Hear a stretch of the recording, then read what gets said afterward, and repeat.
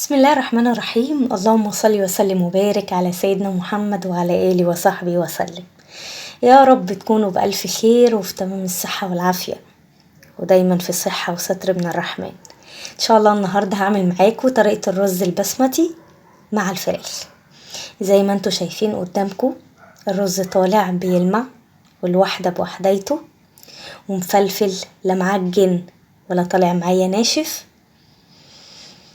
وهتشوفوا الطريقة من الألف للياء وهتجربوا الطعم بنفسكم. لما تجربوها ورايا هتدعولي من نفسكم. بجد الطريقة طالعة زي العسل والفراخ متشربة من قلب الرز ومن قلب التتبيلة اللي انا هعملها والخلطة اللي انا هعملها في قلب الرز. تعالوا كده هوريكم وهتتجننوا على جمال طعمها لما تجربوها. ودي طبعا سلطة الدقوس هقول لكم عليها في الاخر ان شاء الله انا بعملها ازاي او الطريقة اللي انا بعملها بيها.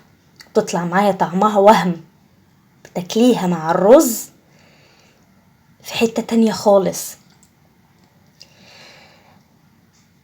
اهو زي ما انتوا شايفين هنبدأ بقى الوصفة ونسمي الله. بسم الله الرحمن الرحيم. دلوقتي انا هجيب معايا حتة سمنة بلدي حلوة كده. انا بحب السمنة البلدي مع الرز البسمتي. طبعا معظم الناس بتحب تعمله زيت، على عيني وعلى راسي، لكن انا مجربة الطعمين. السمنة البلدي بتوديه في حتة تانية خالص. دلوقتي انت هتجيبي بصلاية متوسطة الحجم او بصلاية كبيرة وهتبدأي تقلبيها شوية تقليبة حلوة، وهتبدأي بقى تنزلي بالفراخ.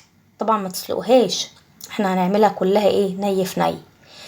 بتبدأي تنزلي بالفراخ. طبعا انا غسله الفراخ غسله حلوه بالدقيق والليمون والملح والكلام ده كله، وحط عليها رشه فلفل اسود. وهبدأ بقى ان انا اقلب البصله مع الفراخ تقليبه حلوه كده واشوحها تشويحه حلوه، بحيث لما تيجي تاكلي الفراخ تديكي شكل التشويحه والطعم كمان. بصوا يا جماعه انا عامله هريسه فلفل حراق مع توم مع ملح ابيض، وبعملها في الفريزر وافرزها. طبعا انا حطيت حته على الفراخ بتودي الفراخ في حته تالته، في حته ايه، في حته 10، تديها طعم جامد جامد جامد.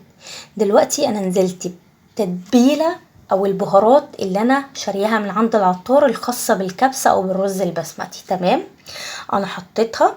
تبقى عبارة عن ورق لومي ورق لورا والبهارات اللي بيحطوها. عندك بودرة زعفران حطي، عندك اللهم صل على النبي كركم كاري، كل ده تحطيه. انا بحطها وبزود حاجات من عندي، يعني انا بحط مثلا قرفة خشب وبنزل بالحبهان وفلفل الاسود والكزبرة الناشفة وايه تاني، اللهم صل على النبي، وحبهان والكوبيبة الصيني وسنة او شعرة جوز الطيب.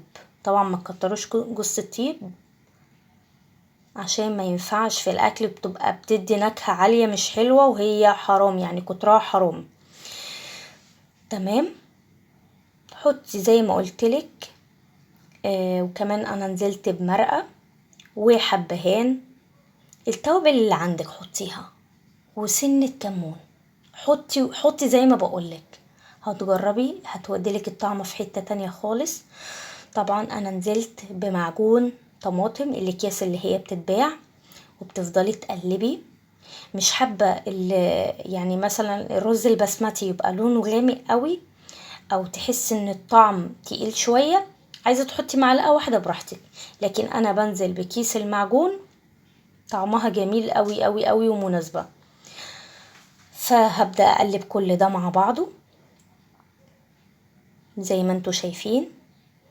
يعني انت تجيبي البهارات من عند العطار وتحطي عليها اضافات من عندك، كله بيخلي الطعم. بس اهم شيء طبعا المرقة متعودين عليها، واهم شيء الملح ما تزودهوش او تكتريه، حاجة بسيطة.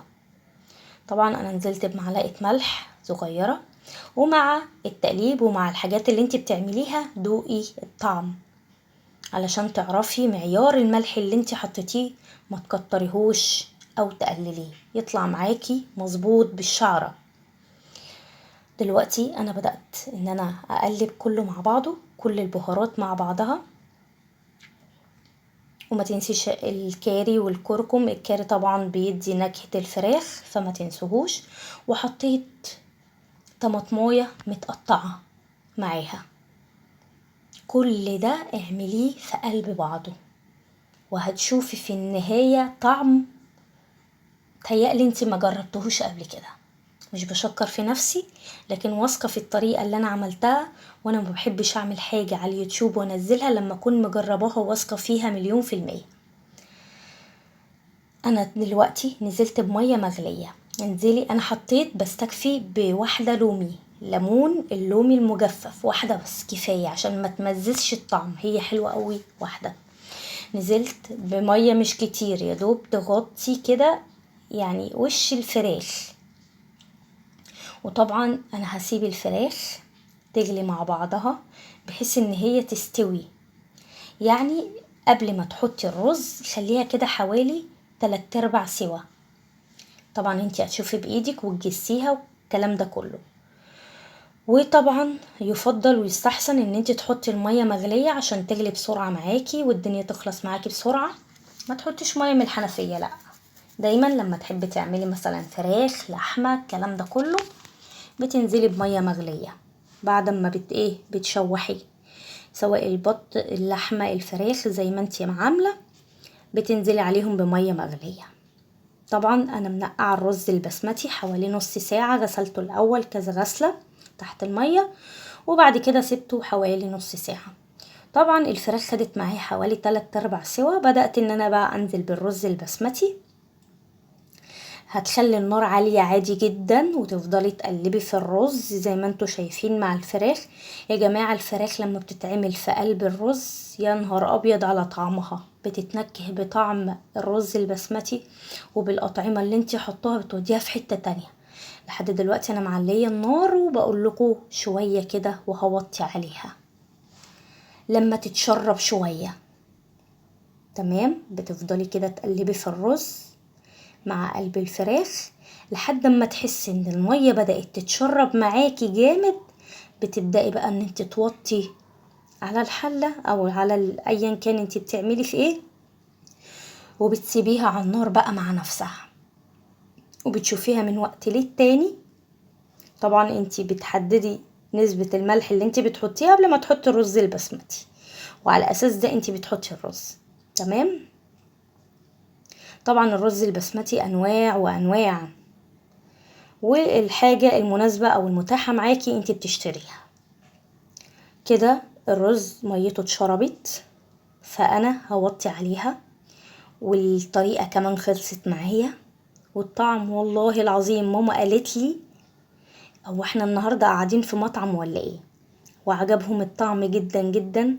وانا بصراحة يعني اتفاجئت من جمال الطعم، لان انا اول مرة اجربها بالطريقة دي، بس هتعجبكم قوي. ودي سلطة الدقوس يا جماعة، بتحطوا ليمون وخل بسيط جدا وبقدونس وملح